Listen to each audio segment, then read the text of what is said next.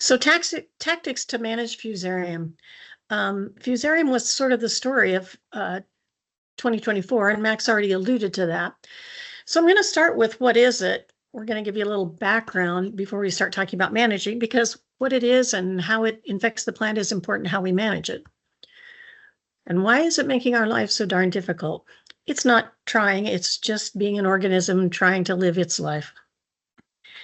Fusarium is the genus. It's a group of plant fungal pathogens, and there are at least 20 species in this genus, and I assume there are more. I also assume not all of them are pathogens.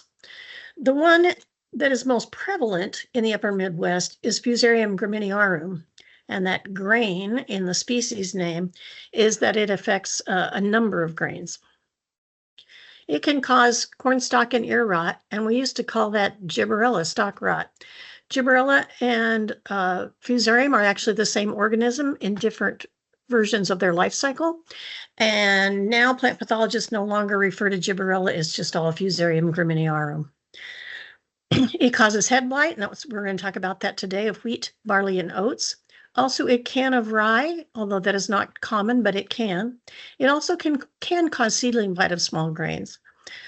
Just because a seed is infected doesn't necessarily it's going to have seedling blight. Of course, it depends on this disease triangle. You have to have the right conditions in addition to the inoculum in order for a disease to develop. So the impacts on small grains, if you've ever had it, you already know this. It reduces yield. It can reduce the grain number, just in part because some of those kernels shrivel up and get blown out of the combine. Can reduce the grain size. Infected grains will tend not to fill as much, and because of that, then smaller kernels also have lighter test weight. But it also reduces grain quality and the value of the grain. So it can affect seed germination and vigor, and it produces mycotoxins. And this is, we've already talked about this, the DON, dioxin of allanol, or also called vomitoxin. And this is a problem if we're selling any of these grains for food, and it can be a problem also in feed. It has to be managed. We can use it. So these mycotoxins, there's a complex of mycotoxins produced by Fusarium graminearum. And the most important, or the most prevalent and important, right, economically, that we've seen in this past year is DON, or vomitoxin. So just to mention briefly, the accepted market limits in grain right now for food, you can only have 1 part per billion, and that's not very much. For feed, most mills will accept 5 parts per billion, and this is a little nuanced. Cattle and chickens can take up to 10 parts per billion, but it's associated with guidelines on the percent inclusion in the diet. So I'm not going to go over that here today. The reference here at the bottom will tell you those. Also, if you work at all with a nutritionist, they're going to be on top of that as well if you're feeding your own. So as it says, vomitoxin causes stomach upset. It causes animals to go off feed. It can cause them to get quite sick, and it can cause them to die if they ingest enough of it. The life cycle of Fusarium, I'm going to spend a few minutes on because, again, this affects how it infects the plant. Fusarium is a saprophyte, which means it lives and is most happy on dead tissue. So it infects these grain heads, but it's really can spend a lot of its life cycle on dead tissue. So I'm going to start here with cornstalk corn residue. It has 2 parts of its life cycle. One is asexual, and that's here, with Canidia. And when a plant or an animal like a soybean aphid possesses both the sexual and asexual part of their life cycle, it's a strategy to really spread your goodwill or bad will, whichever you might consider it, because they can reproduce much faster in the asexual stage. So on residue here, it is surviving in the asexual stage, and then we can move. It can splash up to a developing flower of a small grain. It can also splash up and move into the sexual stage, which of course there's genetic crossing. And so here's the sexual stage, and this can be spread to the head via wind. So there's several conditions, and I'll talk about this, that is needed for those ascospores to get on that head and to infect them. We can talk about, there are a number of management things, but keep in mind, in the Corn Belt, there's a lot of this inoculum everywhere, every year. Maybe not in the same field, and we try to avoid small grains fouling corn for this very reason. But because it's windblown, it is hard to escape. So if you have inspected spikelets, and we'll look at some pictures of this as well, then we harvest those seeds. If we plant those seeds, or we can reintroduce this somewhat, it can be taken up in the lower stems, but the fungus also overwinters just down here in the spike tissue, would be the base of the straw that you take off. So it's a versatile species, and it knows how to survive. Margaret, yes, and I know you have another slide on this as well, but a couple points, can I jump in? I should have asked permission. Okay. So one, if you take nothing else away from this, please don't plant wheat or barley on a field where you had corn the prior year, unless you took that corn for silage and worked the ground, or you plowed the field. Because if you have a lot of corn trash out there, you're increasing the probability that you're going to end up with a Fusarium problem in your wheat or your barley crop. So that's a strong recommendation of ours, and it kind of always has been. Another thing to note, Margaret talked a little bit about the seed. So the seed can carry the Fusarium fungus in different forms, but I'm just going to reiterate something that Margaret touched on, which is that that does not grow up through the plant and into the head. It has to be splashed up onto the head in the spore form or the conidia form. And I think I said those words right, Margaret, so tell me if I got that wrong. Okay. Yeah, so we're going to hit him 3 times with this. So wheat heads here, the largest avenue of infection is through the heads, as you see here. And when I've got that gold arrow, thanks to the University of Minnesota, who shared this slide, if you can see little tiny anthers being extruded. So I used to be frustrated with, why do self-pollinated crops exclude their anthers? They've already pollinated. In fact, most of this pollination has already occurred within each individual seed. But anther extrusion is a genetic trait for all these small grains, and there's a lot of variability genetically, which is probably why there was development in ancient times of rye, which is fully cross-pollinated. But this anther extrusion means that that flower has to open at some point. The plant does this, and when that flower is open is when it's susceptible to those ascospores being blown in, or the conidia, the asexual stage, being splashed up. So the gold arrow along the top, from early flowering, for about 5 to 7 days, is when most infection occurs, and also the time for treatment for conventional growers who may use fungicides.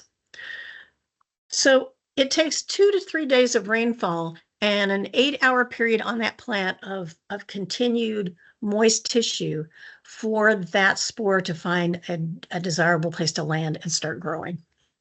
So that's why those high humidity, these high rainfall years, it's worse. And I'm sure you've been aware of that.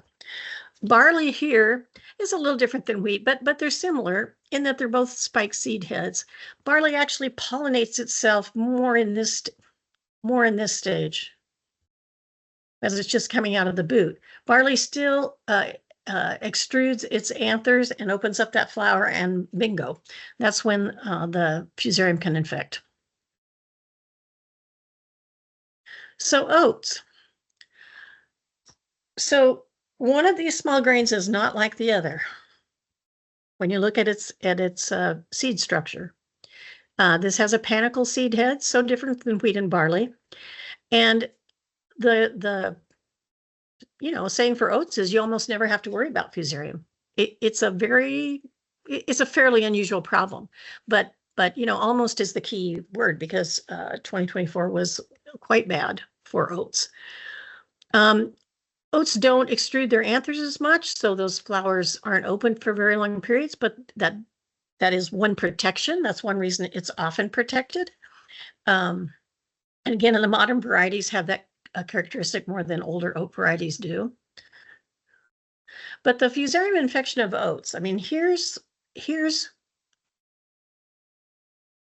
why that we often don't see the kind of infection we do, but then we'll go on and look at some weather patterns as to why these characteristics also contributed in combination with the weather patterns to infection here. So because oat has that panicle kind of open seed head, and each tiller, well, each productive tiller has a panicle, the flowering takes longer. So that head's not all happening at one time. It starts at the top of the panicle and works down to other seeds. So the uppermost flowers are first, and each flower, when it opens, it's pretty short, half a day to a day. And so again, if Fusarium doing its thing as an organism is going to infect it, this is the time. And I know Fusarium's not thinking about this, it's just doing. So the average flowering time of an oat panicle is 7 to 10 days. So the panicle, has a number of those, but the main panicle starts first, and we have these side tillers and panicles, so that spreads it out even further. This whole flowering period can last longer than 2 weeks. And again, this is why wheat and barley are more commonly infected. Oats might have a few kernels infected, but because they're opening at such different times, it's more spread out.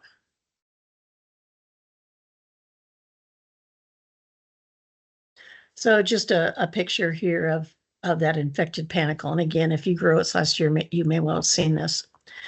So in 2024, well, back up, the several universities have put together a beautiful Fusarium risk tool using weather data from across the United States. And I'll show you what it looks like. And this is available for you to use, of course. It's a wheatscab.psu for pennstate.edu. So I'm going to show you a sequence in 2024 going from mid-June to about mid-July. So the key here is the gold area is areas that grow small grains. That's really under consideration.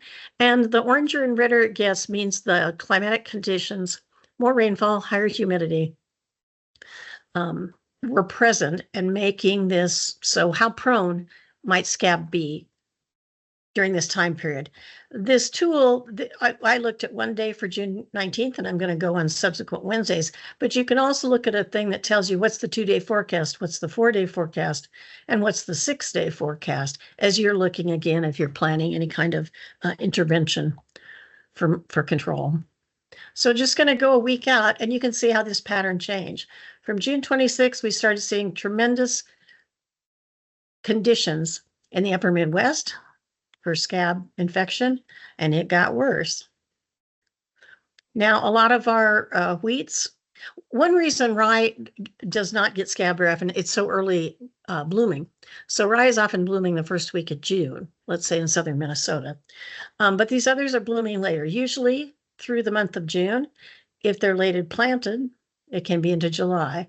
A week later, July 11th, we're starting to see the pattern back off a little, although not if you're in North Dakota or northern Minnesota or the UP. Conditions were still. And now we're starting to see this move away a little bit, in part because we tend to get drier and less humid as we go into the later summer. But usually by the time June is done, the deed is done. This period was much longer in 2024, and this is why I think so many oat heads got infected. Well, oat flowers, oat seeds got infected. So I'm going to kind of reiterate what Max said here. This is a schematic of what I was showing you previously in the diagram with the plant in it. So these boxes I'm showing you here, and the font size, the larger the box, the larger the font size, the more predominant this method of movement is. So as I said before, host plant residue is the primary inoculum, and Fusarium can live in ground for a couple of years. It's not living in the soil, it's living on crop residue. It has to have some dying tissue as its source. So, and the largest method of transmissal is airborne dispersal. So one thing when it's very humid, I think it's these parathecia, they swell up and they swell up with moisture and then they poof, boom, and spread those. Wet, humid conditions. And remember I said you need an 8-hour wetting period on a plant for it to be receptive to those. So splash up is a method, and that, but it's not as prevalent and less disease is transmitted by that way. So seed, we also talked about that. Yes, Fusarium head blight can get in seed. Infected seed can influence seedling vigor and root growth. And with high Fusarium levels and warm temperatures, you can get seedling blight. This is not affecting the roots, it's affecting the lower stems of this new seedling. Now again, I've got a little drawing my diagram here. When you have Fusarium head blight, you have seed that comes out of that has some infection, right? But the question comes, can that in the seed or in these small stems, early stems, can these produce head blight in the adult plant? And the answer is no. So that transmission just does not occur. So again, implications for management. The visual of that, and again, those of you who've had it, you don't need to look at these pictures. You've seen darn enough. But similar in that they bleach the kernels. This is living in the kernel, but it's also living in the glooms and in the lemma and palea surrounding the kernel because eventually those parts dry down and are dead. So as I said, it needs some dying tissue to live on. So the areas of severe Fusarium head blight incidence in 2024. Mac, you may want to take this. Let me just show what we know. And I'd love to have you guys put in the chat where you're from and if you had Fusarium where you are. Because looking at those maps of the United States, I wouldn't be surprised if you folks in the Northeast had quite a bit of it. But in the Midwest, again, this had to do a lot with us bringing in seed. This is just extremely prevalent here. Very high levels. And this is the area where Martin is as well, and he's going to talk about this. Kind of a secondary area was up in the Red River Valley all the way up to Minnesota, but I'm surprised we haven't heard more reports based on looking at those maps. Yeah, I'll just jump in quick, Margaret. So yeah, we, as Margaret mentioned, this I've been doing this for going on 35 years, and I, other than 1993 possibly, and even that I don't think was quite as bad. I don't think we've ever seen as many problems with small grain germinations and Fusarium levels as we did in 2024. So it led to a lot of rejection at mills. So there's a major miller right in the center of that big oval on the bottom of Minnesota, northern Iowa. And they unfortunately had to reject a lot of loads of oats this year due to high levels of Fusarium. And that's just so unusual. I didn't even know. I mean, up until it'd been so long since we'd had a severe infection of Fusarium in oats in this area that I'd sort of forgotten that oats could get Fusarium, right? Until a couple of years back.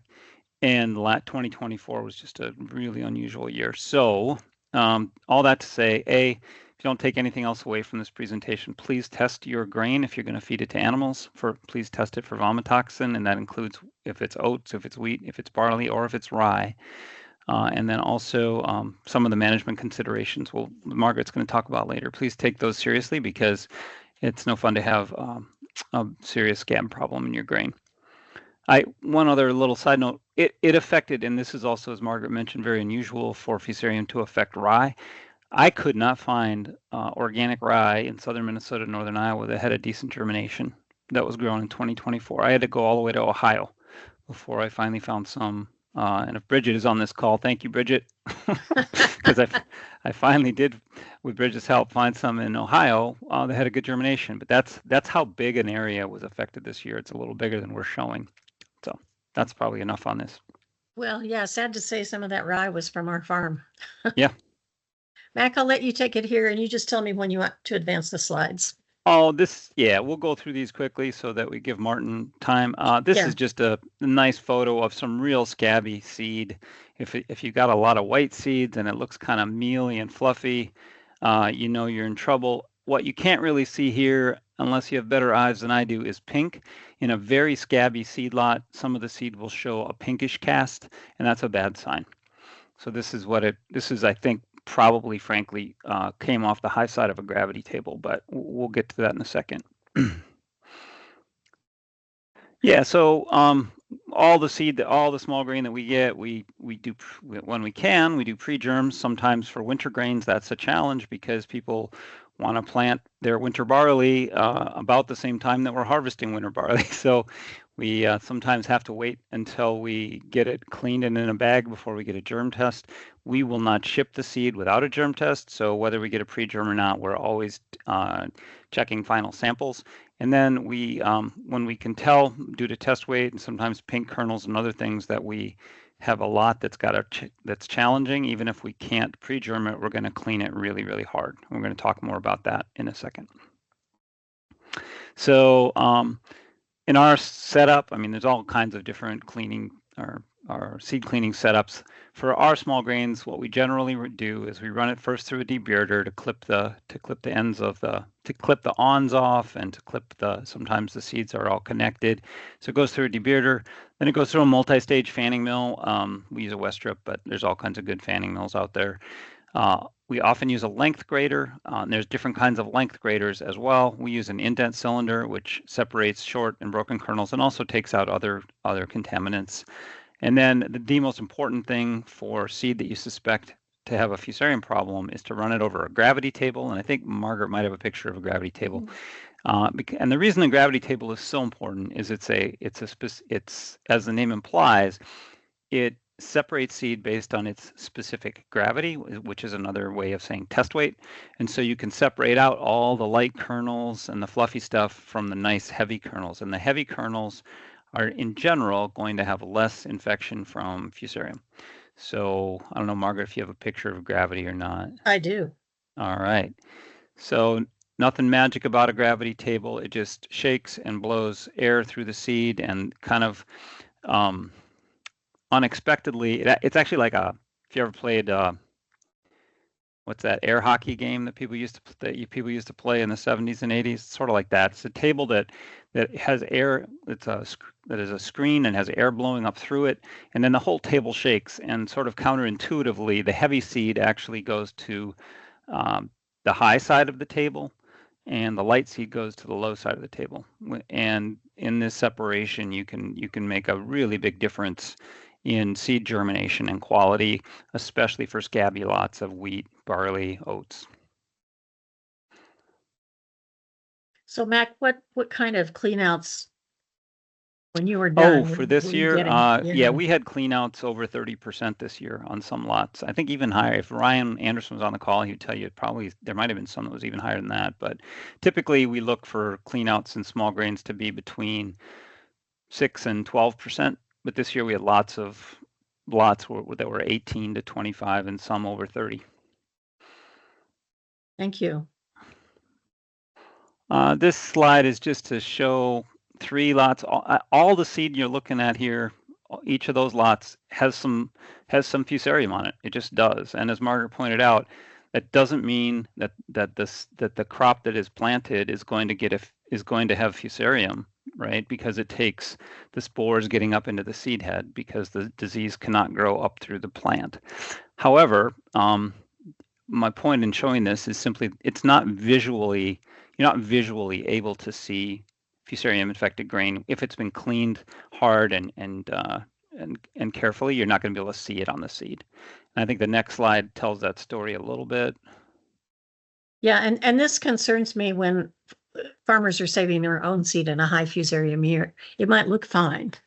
Yeah, so this kind of, I'll spend a little time here. I don't want to spend too much more time or Martin's not going to get any, but you can see what our pre-germs look like in September. So organic Bowles wheat grew 53%, right? So that's pretty spooky. We wondered whether it was even going to be worth cleaning it. But what we decided to do was to pull in, clean it really hard over our equipment, and cut it really hard on a gravity table to get rid of as much of the scabby seed as we could. And we were able to get the germ up on a sand test to 89. As I mentioned before, we are not going to sell this Bowles wheat for seed because there's such a discrepancy between the regular germination, or a blotter test, or a paper towel test, whatever you want to call it, which is 57%, and the sand germination. That kind of spooked us out, and we didn't want to have farmers have a bad experience with seeds, so we're just not going to sell that lot. But you can see on the other two lots here where on a regular blotter or paper towel test, we increased germination quite a lot just by waiting until January, cleaning it hard, and retesting. And so we feel pretty good about the organic Lankert. Unfortunately, the Hudson New York barley has a poor germ, and ordinarily we wouldn't sell that seed, but we are going to sell it. It's tagged in the catalog as 78% germ. It'll be tagged on the bag as 78% germ. The reason we're doing that is, as far as I know, it's the only Hudson New York barley around. And so if you really want to try that variety, it's like that's the only seed there is. So we are going to offer it for sale at a discount. And part of the strategy, if you're dealing with something like that, is to overplant what you would normally plant. Just get more seed out there. And that's been looked at in several different studies, and it does help. Let's keep rolling here. You want me to talk about this? Sure. Sure. So Kansas State, researchers at Kansas State did exactly what Mac has done, and the crew, Mac and the crew. They cleaned seed and took a look, then planted it and looked at the effect on, if you look at the vertical axis on this is final plant stand. So they used an air screen, no cleaning, an air screen or a gravity table. And this seed was not particularly scabby, but they did have up to 40% clean out. There were some farmers involved with this as well as smaller plots. But if you see here, plant stand did increase the harder they cleaned it. Now, I was looking at this and going, 604,000 wheat plants. That's not very much for the upper Midwest, but this is Kansas. And that's a decent stand for them. So on here, we looked at grain yield.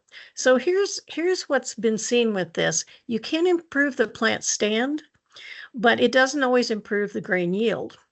So if you look at the grain yields are at 83, 85, and 86, where the gravity table was used.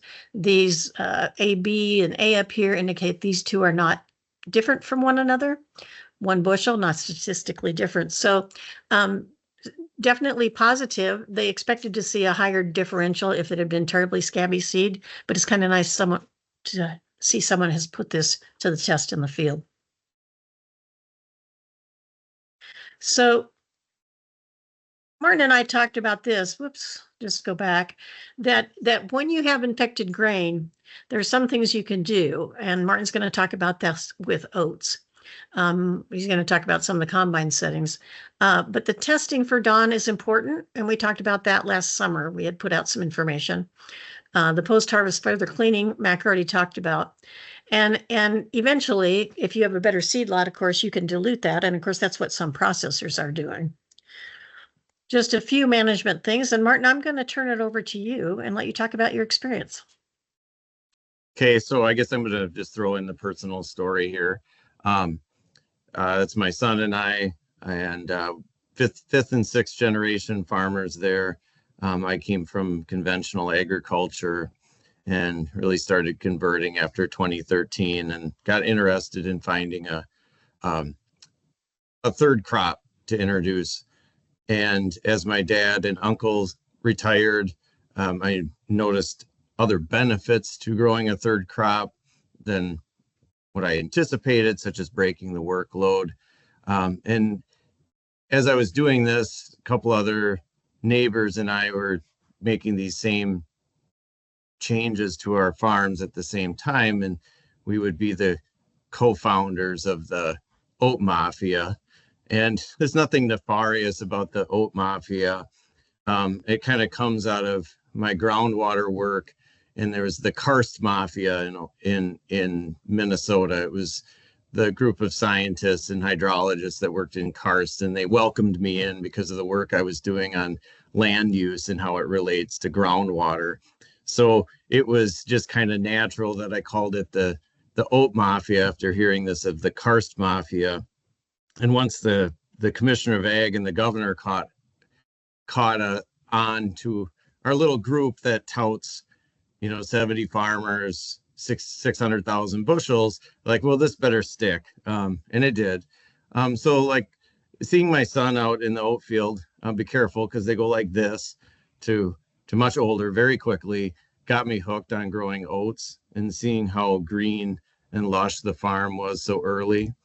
But these were the reasons that the group was formed, what I share with others, what they would share of why they like growing oats. And that's, the economic diversity, the weather variability, and how that affects our corn and soybeans as well. And then this system that allows a substantial legume growth or cover crop establishment. And then this growing food. I was really proud to be growing something that went right from my farm to a food mill, right? So we fast forward, and I come a long ways since my little 12-foot drill, going back and forth across the farm so many times. Made some pretty substantial investments in growing small grains. The farmers around me have as well. And I think that, the oat mafia is pretty proud of what they do. So, of course, it was pretty disappointing, when we run into this year and we face the kind of challenges that we did. And something that we've all worked very hard on, and to run into this full steam and be, there's nothing worse than being sent home with a truckload of oats that you thought you were, going to get paid for, right? This year is the first, as far as I know, it's the very first stripper head in Olmsted County. I bought this for speeding up harvest. I combined about 825 acres of oats with that head this year, or I guess 2024. Never would have been able to do it without it. As Margaret was talking about field selection, about staying off of that corn stalks, staying off of corn ground, being on bean ground. I no-till 100% of the oats. I do sometimes sneak onto that corn stalks myself or for the neighbors if they request it. I don't advocate for that, but sometimes it happens. Usually you're okay, but you could always expect a little bit of yield reduction because you're on corn stalks. But of course, that elevates the risk. Other things that I would look at in field selection, if you're thinking diseases or areas of fields where you'd want to go scout, it would be, the more airflow, the better, right? Now he's talked about wind splashing, the mold, the splash, right? But of course, airflow, I feel, is always good with the other diseases that affect oats as well. Buckthorn harbors crown rust. So areas where you plant oats and there's a lot of buckthorn, we do see more crown rust pressure as well. I spray twice with fungicide. This would be my first pass in this field. Sorry, this would be the second pass of fungicide in this field. So this would be flag leaf. Combine settings and combining. I've always run a lot of fan speed. So the same principles that increase test weight seem to be reducing mycotoxins in oats. So the more you beat the grain up, so to speak, inside the combine, the better. The more you're blowing out the back, the better as the lights, the light kernels to keep that test weight up high. So, when I'm too big to go underneath the rotor in the gleaner combine, I send my 13-year-old son to put the filler plates in. I run filler plates to beat that grain up a little more, even on oats. I run reverse bars in the rotor to hold it in the rotor a little bit longer. And those changes to the combine get a sample that looks like what I have here. When people are telling me they have test weight samples or test weight problems, it's send me a picture of your sample, because the first thing that I'll look for, of course, is chaff. but then also to look that the hull tips are starting to get broke off inside of the combine. And then that grain gets a nice polished look to it. So I didn't do anything special with this sample, pulled it right out of the grain bin, threw it on a white sheet of paper and took a picture of it. This is likely, if we tested this whole oat in this grain bin, has been running about three parts per million whole oat, right?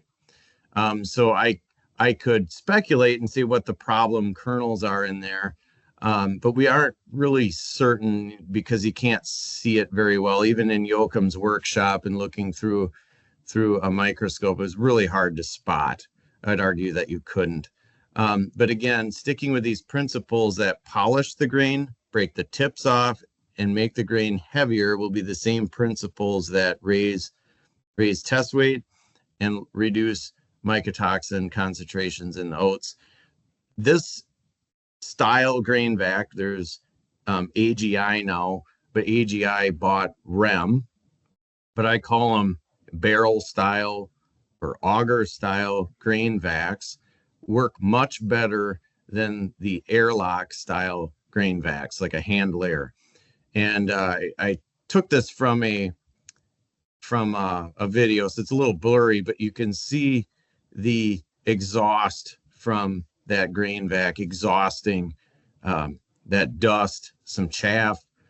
Actually, a brand will have much more adjustments and to pull more out of that exhaust. So there's a lot of collision happening inside of that grain vac that can polish and increase test weight. This is our cleaner that the Oat Mafia has. A consumer packaged good company bought this for us. So we don't have a gravity table, but you see in the back part of this cleaner, there's a scalper. And then in the front part, or to the right of the photo, there is the air chamber, the air cleaner. And those gates would be set according to wind speed to sort by density. So this is slower than a grain vac, but if necessary, it can raise test weight substantially. We can't sort as well by density with this as like a gravity table. So if you're going to be aggressive with a grain cleaner, you're going to actually end up with more clean out than a gravity table would, just because we're going to end up blowing more out of the hood or into the light test weight chambers just to get it out and raise test weight, right? But if we're feeding it, doesn't matter. Most of the time I've run this, we blow it out on the ground and scrape it up with a skid loader and keep it clean enough that they can feed the clean out. Again, if you're doing that on this year, definitely test that clean out to see that your ration would meet for mycotoxins. Here's a photo of a dehulled groat. So starting from the left, that's your hull. And then in the middle is the piece of the hull that covers the seam. And it appears that most of the mycotoxins are held in that crease of the hull, right in that seam cover. And I know there's technical terms to this, but I think you guys will forgive me for not using the technical terms. And then on the right-hand side is the groat. So the right-hand side is the only part of that oat that is going to food. There are some food markets for hulls, but most hulls do not go to food when they're at the mill. So the hull will contain the majority of the mycotoxins, and that's but there's a lot of very good research papers written on that came out of Canada as well as Europe, that in many cases over 90 to 95% of the mycotoxin is on the hull because it's protecting the groat, right? This is a laboratory dehuller. So it's run with compressed air. There's settings on it. It takes about, it varies by time, but 10 to 15 minutes to dehull a sample, right? So this would be the process that you would go through to sample that oat for a miller, right? So because remember, the food is what we're interested in, the mycotoxins on the food. So we really need to test what's on that groat. And this is when it comes out of that dehuller, that laboratory dehuller, and you do a good job with good settings, this is what that sample looks like, right? So these are all groats. But there's some troublemakers in there. And they're not easily spotted. You say that's a really good, clean sample of groats. But it actually would not meet food quality standards because no one wants to bite into a hull when they're eating their Quaker Oats in the morning or their oatmeal, right? So we ran it through these density sorters, cleaners, aspirator, better word. So there's 3 chambers in the bottom. This one, heaviest fall out first. You get your second, your third chamber, and then the chaff out the back. So this is that last chamber, and you can see the clean out. There's a lot of bits of hulls in there, and actually the oats still have all of their hull on it, because the last oats to get dehulled in the laboratory dehuller are the lights, the ones that just do not get propelled fast enough to impact and break that hull off. And that could cause some problems when we're talking about testing, because we're testing a very small, very, very small amount to be put on these test strips, these test wells, and then we read them in it's similar to, like, because I'm familiar with this in water quality, where we use spectrometry. So it will read and then give you a result. You'd run standards through it, so you know where you're at. But in a test that is so sensitive to parts per million, and if we're 1.1, where 0.9 would accept the truck, 1.1 would reject the truck. Anything that we can do to make it more accurate is very, very important. And then anything we can do on the farm to clean that up and have the best chance of delivery is what we want to do. So yeah, I guess that's what I wanted to cover in my experiences. And I think that if we were to look back on this year next year, I'll be able to tell more, because we're still trying to figure this thing out as we move through.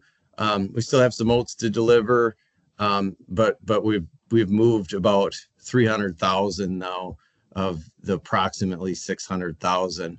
There are markets in the state that'll take a lot of oats, and they are not testing for mycotoxins. But of course, all of the food markets are testing.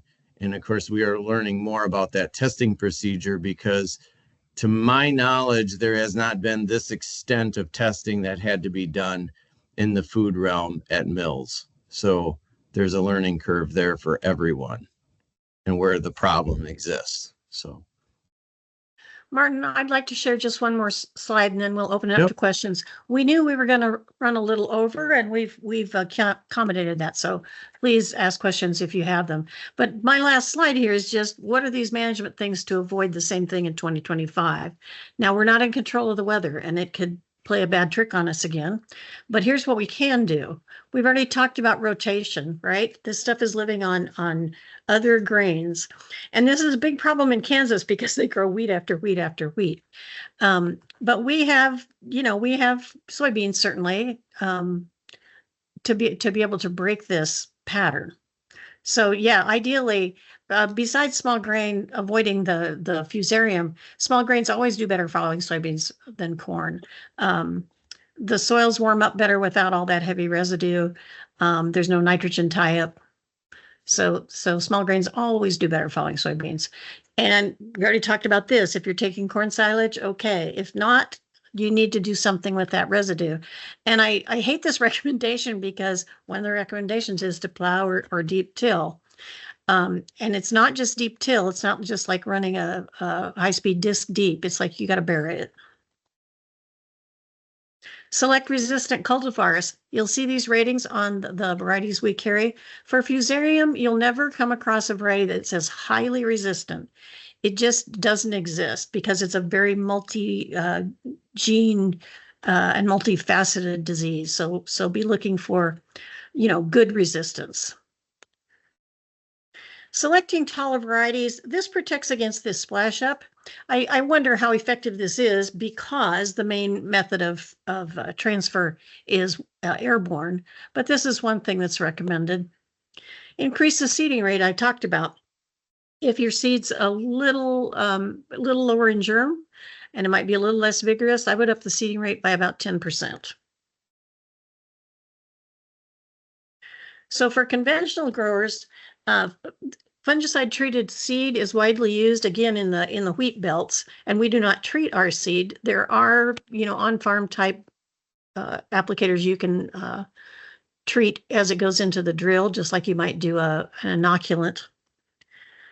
And also, again, Margaret, on that one, remember, yes, if you treat your seed with fungicide, you're preventing seedling blight, but you are not preventing the development of Fusarium in the following crop. Exactly. Yeah. So for conventional growers, this is done a lot in wheat, is fungicide treatment at heading. And the only thing I've learned about that with oats, people have been trying to combine one treatment, Martin, at flag leaf and think they can get the Fusarium as well. Unfortunately, the kind of fungicides that we're using for crown rust are usually not effective on Fusarium Head Blight. So there's only one class that's effective on Fusarium. It's the class 3 fungicides. And so you need to be careful when you're talking. You will not be able to combine, and do one treatment. And like you, Martin, you're already doing 2 for crown rust. This ends up would be being a third one for Fusarium Head Blight. It's a lot, but this done at the right time. At early flowering, we looked at those slides earlier, it can be effective in reducing the infection. And I think that, if we were to have these conditions facing us again, we would develop a game plan for that third or more, fungicide application of the right type too, right? So that's, after discussion with Margaret, I'm like, I'm going to steer clear of the fungicide application, and we can just discuss it in this realm of that game plan would be developed here in the next few months for this next year's. One thing I forgot to mention was I was a believer in, of course, planting more than one variety. Right now, we have a lot of success with rains, oats, as far as like harvestability, but putting all of your eggs in one basket, say, may not be is not, of course, the best management technique. And then also planting dates, which you'll get into when's too early, when's too late in the next portion of the meeting. But this last year too, like that correlation, like very early, we got some oats in the first week of March, didn't know if that was the right thing to do in the middle of March, and then in some into April to spread that out. Because remember, if we're the difference of a few tenths of a part per million, or parts, now we're breaking it down to the parts per billion, that difference may matter a lot just to get it shifted one way or another out of the sensitive inoculation time in the field.